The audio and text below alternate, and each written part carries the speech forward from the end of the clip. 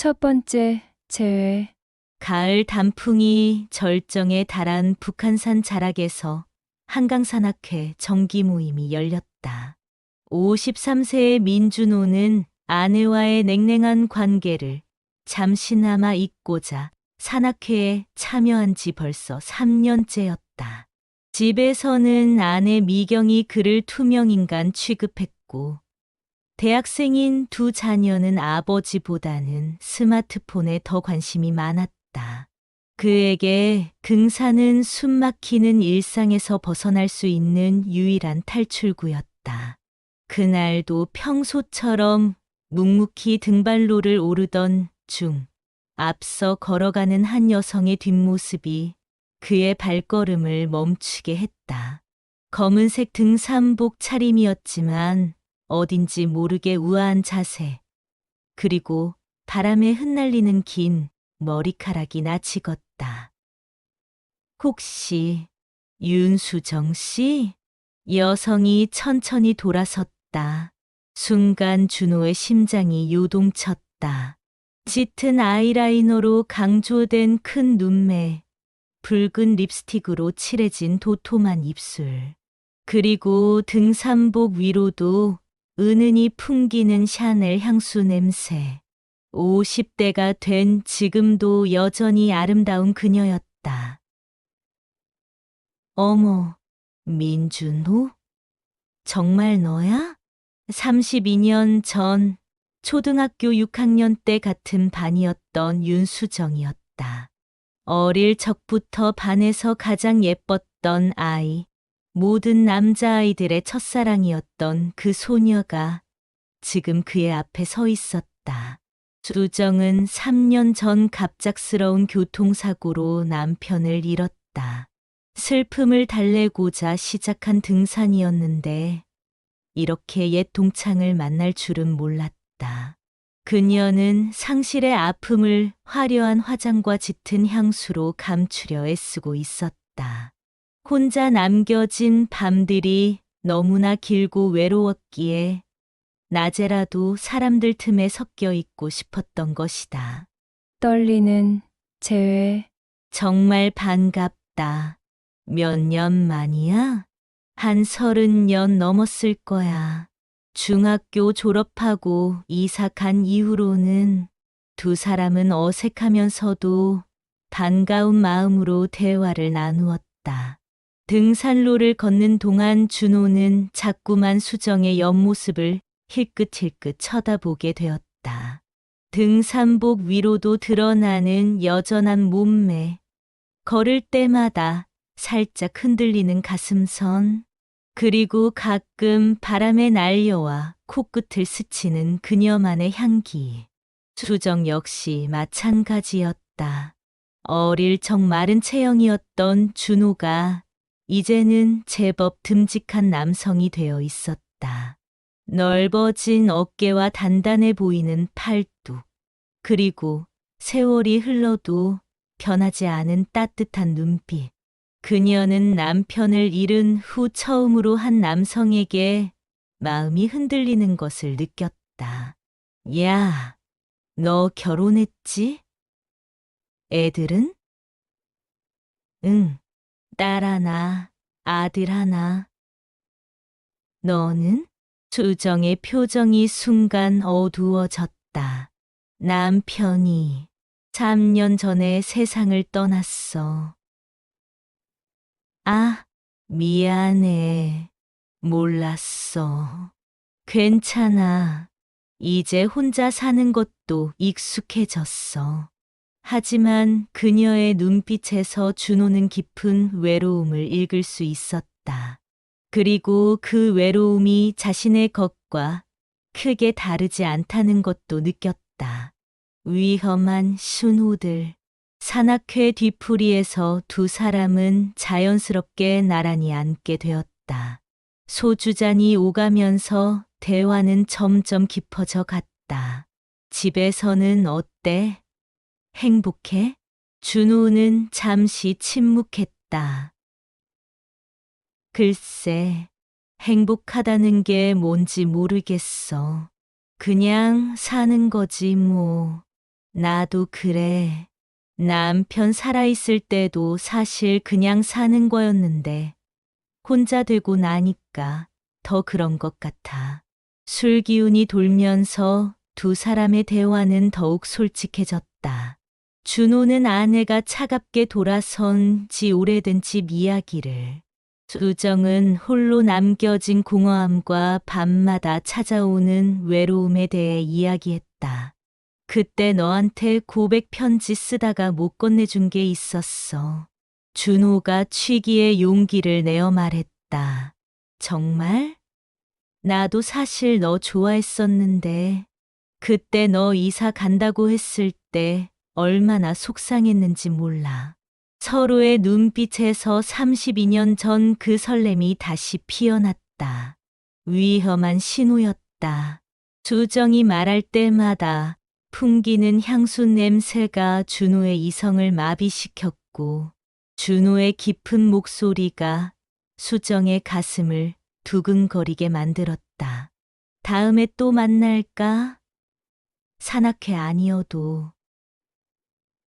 그래. 좋아. 은밀한 만남들. 그 후로 두 사람은 산악회가 없는 날에도 자주 만나기 시작했다. 처음에는 단순한 동창 모임이라는 핑계로 카페에서 만났다. 하지만 대화를 나누면서 서로에 대한 갈증은 점점 커져만 갔다. 오늘 향수 바꿨어? 어떻게 알았어? 예민하네. 카페에서 마주 앉은 수정의 목덜미에서 풍기는 새로운 향기가 준호를 어지럽게 만들었다. 그는 자꾸만 그녀의 입술에 시선이 머물렀고, 커피잔을 드는 그녀의 가느다란 손가락을 보며 상상에 잠기곤 했다. 수정 역시 마찬가지였다.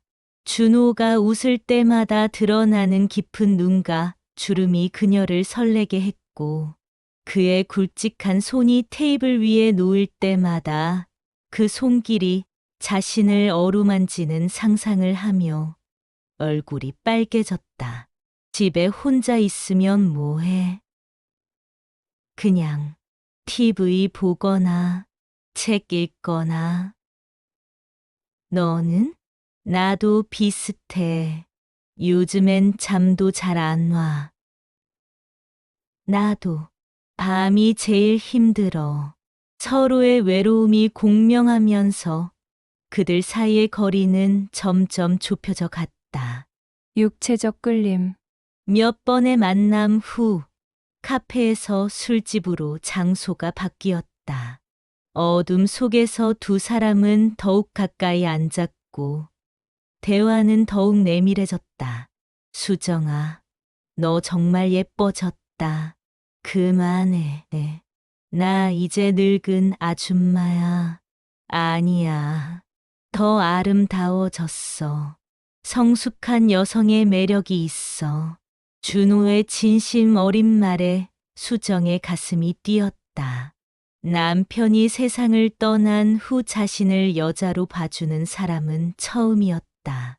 술집의 어둠 속에서 두 사람의 무릎이 스치기 시작했다. 처음에는 우연이었지만 점점 의도적이 되어갔다. 수정이 화장실에 갈 때마다 준호는 그녀의 몸선을 따라가는 시선을 멈출 수 없었고, 돌아와서 앉을 때 스치는 그녀의 체온에 온몸이 달아올랐다. 준호야, 우리 이러면 안 되는 거 아니야? 왜? 우리가 뭘 잘못했어? 하지만 두 사람 모두 자신들이 위험한 선을 넘나들고 있다는 것을 알고 있었다. 상상 속의 밤. 집에 돌아간 후에도 두 사람은 서로에 대한 생각을 떨쳐낼 수 없었다. 준호는 찬물 샤워를 하면서도 수정의 향기가 코끝에 맴돌았고 그녀의 부드러운 목소리가 귓가에 울렸다. 침대에 누워서도 수정과 함께하는 밤을 상상하며 잠을 이루지 못했다. 수정 역시 마찬가지였다. 빈 침대에 혼자 누워서 준호의 굵직한 손이 자신을 어루만지는 상상을 했다. 그의 깊은 목소리로 자신의 이름을 부르는 소리, 그의 따뜻한 체온이 자신을 감싸는 느낌. 상상만으로도 온몸이 달아올랐다. 이러면 안 되는데. 하지만 외로웠던 밤들이 너무 길었던 그녀에게 이런 상상조차 달콤한 위안이었다. 첫 번째 스킨십. 다음 만남에서 두 사람의 관계는 한 단계 더 발전했다. 술에 취한 수정이 일어서다가 비틀거리자 준호가 재빨리 그녀의 허리를 잡았다. 조심해. 그 순간 두 사람의 몸이 밀착되었다. 수정의 부드러운 몸과 진한 향수 냄새, 그리고 그녀의 거친 숨소리가 준호의 이성을 흔들었다. 수정 역시 준호의 단단한 가슴팍과 남성적인 체취에 어지러워했다. 고마워. 수정이 작은 목소리로 말했지만 준호의 팔에서 벗어나려 하지 않았다. 두 사람은 그렇게 한동안 서로를 바라보며 서 있었다. 수정아. 응? 너를. 준호가 말을 끝내지 못하자 수정이 그의 입술에 자신의 손가락을 올렸다. 말하지 마. 아직은. 하지만 그녀의 눈빛은 이미 모든 것을 말하고 있었다. 금기를 넘나드는 만남들. 그 후로 두 사람의 만남은 더욱 은밀해졌다. 호텔 라운지에서 만나 술을 마시며 서로의 과거와 현재, 그리고 은밀한 욕망에 대해 이야기했다. 남편과는 어땠어? 행복했어? 글쎄, 안정적이었지. 하지만 이런 떨림은 없었어. 너처럼 내 심장을 뛰게 만드는 사람은 없었어. 나도. 아내와는 오래전부터 잠자리를 같이 하지 않아. 서로 남이 된 지 오래야. 이런 솔직한 대화들이 두 사람 사이의 긴장감을 더욱 고조시켰다. 어느 날 밤, 준호는 수정에게 문자를 보냈다. 오늘 밤 혼자 있기 힘들어. 나와 만날 수 있어? 나도. 혼자 있기 싫어. 어디서 만날까? 호텔에서의 밤. 어느 비 오는 목요일 오후, 두 사람은 마침내 강남의 한 호텔에서 만났다. 수정이 입고 온 검은색 원피스는 그녀의 몸선을 완벽하게 드러내고 있었고, 평소보다 더 진한 향수 냄새가 준호의 이성을 마비시켰다. 호텔 로비에서 만난 순간부터 두 사람의 심장은 격렬하게 뛰고 있었다. 엘리베이터 안에서 준호의 손은 층수 버튼을 누르면서도 떨리고 있었고, 수정은 거울에 비친 자신의 모습을 보며 마지막 고민을 했다. 정말 괜찮은 거야? 이잉이 늦었어. 나도 모르겠어. 이게 맞는지 틀린지. 객실 문이 열리자 두 사람은 마주 서서 서로를 바라보았다. 창밖으로 들려오는 빗소리만이 고요한 방 안에 울려 퍼졌다. 준호가 먼저 다가가 수정의 손을 잡았다. 그녀의 손은 차갑게 떨리고 있었다. 무서워? 조금. 너는? 나도. 하지만 너와 함께라면. 그날 밤 두 사람은 서로의 외로움을 달래며 격정적인 시간을 보냈다. 수정의 눈가에 번진 마스카라와 준호의 흐트러진 셔츠 깃이 이들의 절망적인 갈망을 말해주고 있었다.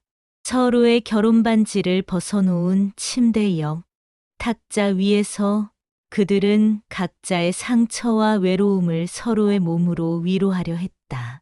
창밖에 비는 새벽까지 내렸고 두 사람은 서로의 체온으로 긴 밤을 견뎠다.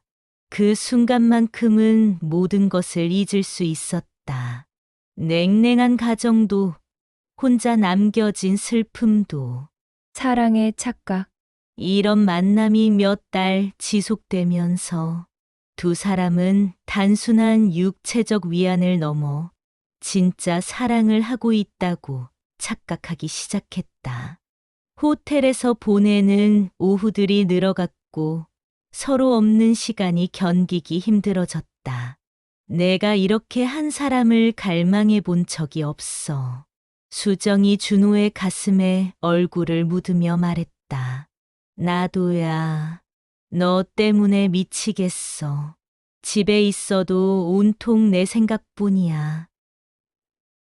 우리 정말 사랑하는 거 맞지? 그럼 이렇게 간절할 수가 없어. 하지만 그것은 사랑이 아니라 서로의 상처를 핥아주는 일시적인 도피였을 뿐이었다. 두 사람은 자신들의 관계가 얼마나 위험한 것인지, 그리고 이것이 결국 어떤 결과를 가져올지 생각하지 못했다. 준호는 아내와의 관계를 더욱 소홀히 했고, 집에서는 점점 더 무관심해졌다. 아내 미경은 남편의 변화를 눈치채기 시작했지만 아직은 확신하지 못했다.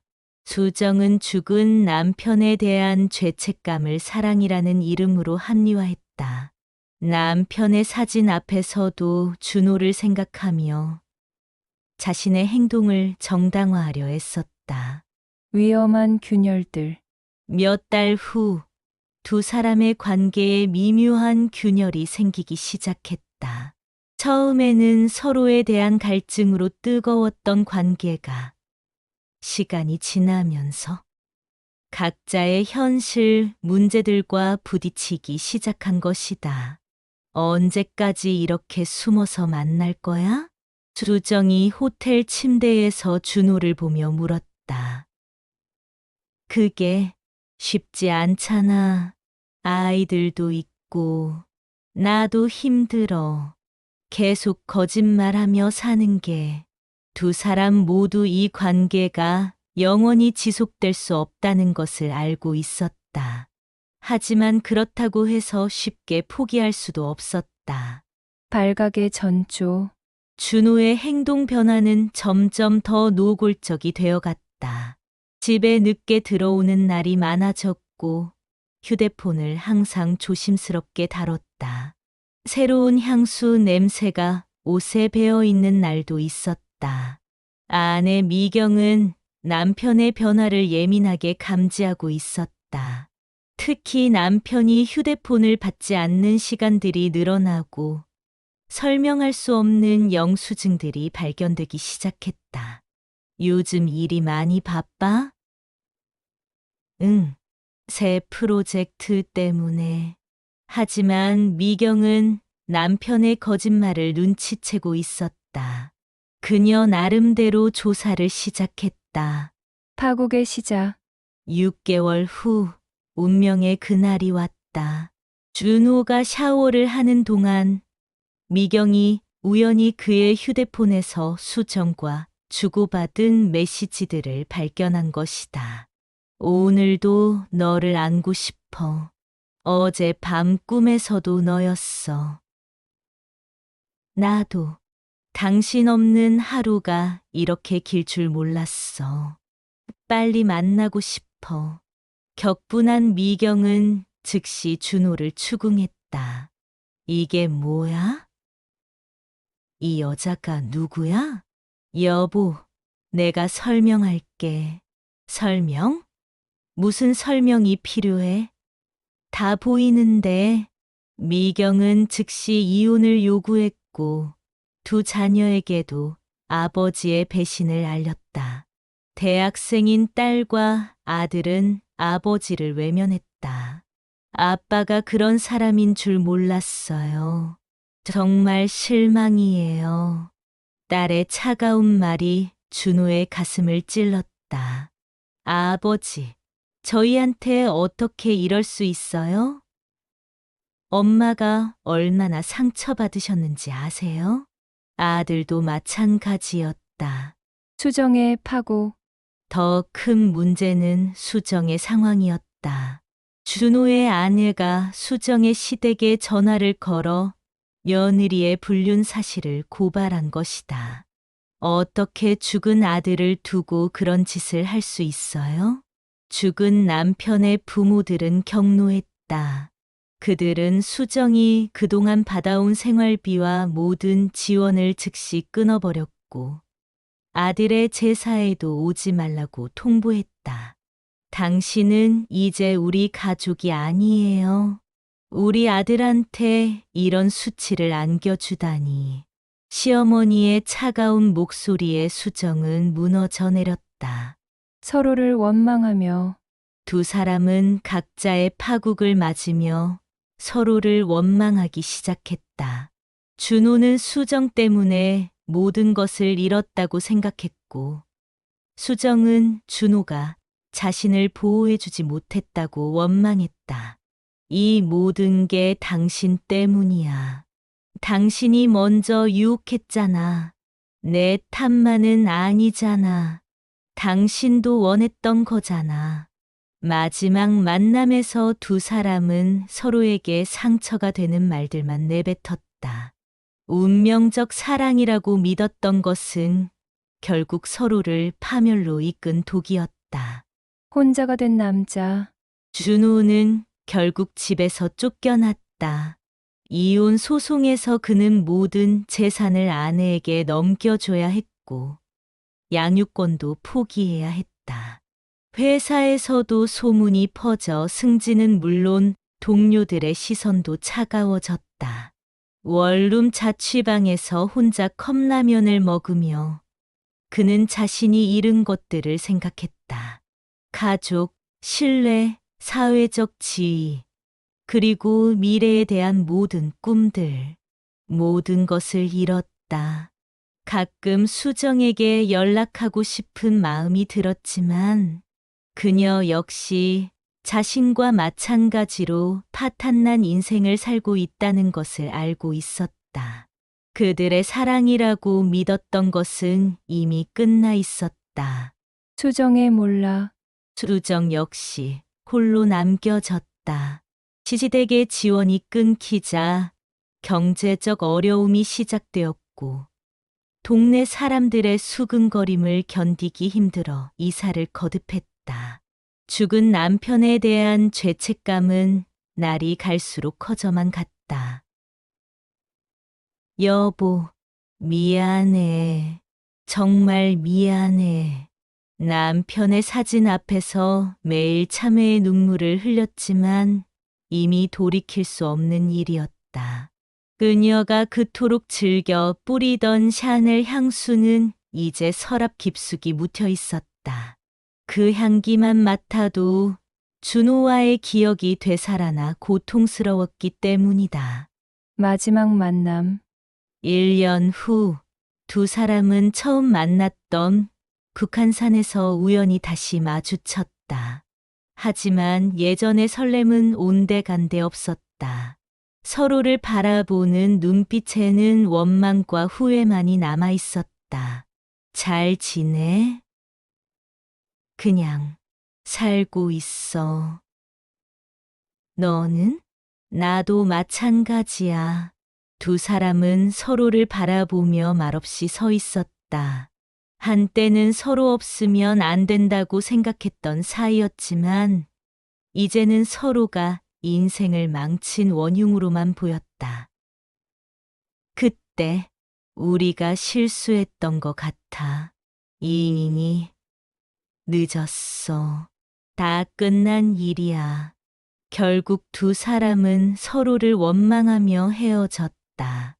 운명적 사랑이라고 믿었던 것은 사실 두 상처받은 영혼의 잘못된 만남일 뿐이었다. 쓸쓸한 결말, 지금 준호는 여전히 홀로 작은 원룸에서 살고 있다. 가끔 자녀들이 안부 전화를 하지만 예전의 따뜻함은 돌아오지 않는다. 산악회도 그만두었고 주말이면 혼자 공원을 걸으며 허송세월을 보낸다. 퇴직까지 몇 년 남지 않았지만 앞으로의 인생이 어떻게 될지 알 수 없다. 다시는 누군가를 사랑할 수도 사랑받을 수도 없을 것 같다. 수정 또한 다른 도시로 이사를 가서 혼자 살고 있다. 죽은 남편의 사진 앞에서 매일 참회의 눈물을 흘리며 그 시절 자신의 선택을 후회하고 있다. 깊어지는 고독. 준호의 하루는 단조롭고 메마른 반복이었다. 아침 7시에 일어나 간단한 아침을 먹고 출근하는 것. 저녁 늦게 집에 돌아와 편의점 도시락으로 저녁을 때우는 것. 주말이면 더욱 견디기 힘든 침묵이 원룸을 가득 채웠다. 가끔 회사 동료들이 술자리에 끼워주기도 했지만 그들의 가족 이야기를 들으면 가슴이 찢어지는 듯했다. 자신도 한때는 그런 평범한 행복을 누렸던 때가 있었다는 사실이 더욱 아프게 다가왔다. 과장님도 같이 가시죠. 가족들이랑 바베큐 파티 하는데. 아니야. 난 됐어. 개인적인 일이 있어서. 거짓말이었다. 개인적인 일이라곤 텔레비전 앞에서 혼자 맥주를 마시는 것뿐이었다. 하지만 남들의 행복한 가족 모습을 보는 것이 너무 고통스러웠다. 밤이 되면 더욱 힘들었다. 옆방에서 들려오는 젊은 부부의 웃음소리, 복도에서 뛰어다니는 아이들의 발소리가 그의 고독을 더욱 깊게 만들었다. 그럴 때마다 그는 수정과 함께했던 그 달콤했던 시간들을 떠올렸다. 하지만 이제 그 기억들마저 독이 되어 그를 괴롭혔다. 수정의 참회. 수정의 상황은 더욱 절망적이었다. 시댁으로부터 완전히 단절된 그녀는 경제적으로도 정서적으로도 바닥까지 떨어진 상태였다. 낮에는 근근히 생계를 유지하기 위해 마트에서 계산원으로 일했고, 밤에는 죽은 남편의 사진과 마주하며 하루를 마감했다. 여보, 정말 미안해. 내가 왜 그랬을까? 사진 속 남편의 온화한 미소가 그녀의 죄책감을 더욱 무겁게 만들었다. 남편과 함께했던 15년의 결혼 생활은 비록 열정적이지는 않았지만 안정적이고 평온했다. 그런 삶을 버리고 왜 그런 선택을 했는지 지금에 와서는 이해할 수 없었다. 가끔 마트에서 행복해 보이는 부부들을 보면 가슴이 미어졌다. 손을 맞잡고 장을 보는 모습, 아이, 과자를 고르며 다정하게 대화하는 모습들이 그녀가 영원히 잃어버린 일상이라는 것을 깨달을 때마다 눈물이 났다. 이런 거 좋아하지 않았어? 내가 사줄까? 남편이 살아있을 때 마트에서 했던 대화들이 기억났다. 그때는 당연하게 여겼던 그 소소한 행복들이 얼마나 귀한 것인지 이제야 알았다. 각자의 회한. 준호는 가끔 아이들에게 연락을 시도했지만 돌아오는 것은 차가운 반응뿐이었다. 아빠, 연락하지 마세요. 엄마가 힘들어하세요. 딸의 문자 메시지는 단 한 줄이었지만 그 안에 담긴 원망과 실망은 준호의 마음을 산산조각냈다. 한때는 아빠의 어깨에 매달려 웃던 그 아이가 이제는 자신을 완전히 거부하고 있었다. 아들도 마찬가지였다. 대학 등록금이나 용돈에 대한 연락은 전혀 없었다. 생각했다. 아마도 어머니가 모든 것을 해결해주고 있을 것이다. 자신은 이제 그들에게 아무것도 아닌 존재가 되어버린 것이다. 수정 역시 시댁과의 관계는 완전히 단절되었다. 명절이 되어도 갈 곳이 없었고 남편의 기일에도 참석할 수 없었다. 15년 동안 가족이라고 여겼던 사람들이 하루아침에 남이 되어버린 것이다. 며느리로서 최소한의 도리도 지키지 못하고 그녀는 자신이 저지른 배신의 무게를 온몸으로 감당해야 했다. 사회적 고립. 두 사람의 사회적 고립은 날이 갈수록 심해졌다. 준호는 직장에서도 어색한 위치가 되었다. 불륜이라는 스캔들이 알려지면서 그에 대한 시선들이 달라졌다. 승진에서 밀려나는 것은 물론이고 중요한 프로젝트에서도 배제되기 시작했다. 준호 씨, 이번 프로젝트는 회사 이미지가 중요해서 다른 분에게 맡기는 게 좋을 것 같습니다. 직접적으로 말하지는 않았지만 그 이유를 모르는 사람은 없었다. 준호는 점점 회사에서도 투명인간이 되어갔다. 수정의 상황은 더욱 처참했다. 동네에서 그녀를 바라보는 시선들이 따가웠다. 남편을 잃은 과부에서 불륜녀로 낙인이 찍힌 것이다. 저 여자, 남편 죽자마자 바로 다른 남자랑 마트에서 일할 때도 손님들의 수근거림을 들어야 했다. 견디다 못해 결국 더 외곽으로 이사를 갔지만 작은 동네에서는 금세 소문이 퍼졌다. 후회의 무게. 시간이 흐를수록 두 사람이 느끼는 후회의 무게는 더욱 무거워졌다. 그들이 사랑이라고 믿었던 감정이 사실은 얼마나 이기적이고 파괴적인 것이었는지 깨달았기 때문이다. 준호는 밤마다 과거를 되돌아보며 자책했다.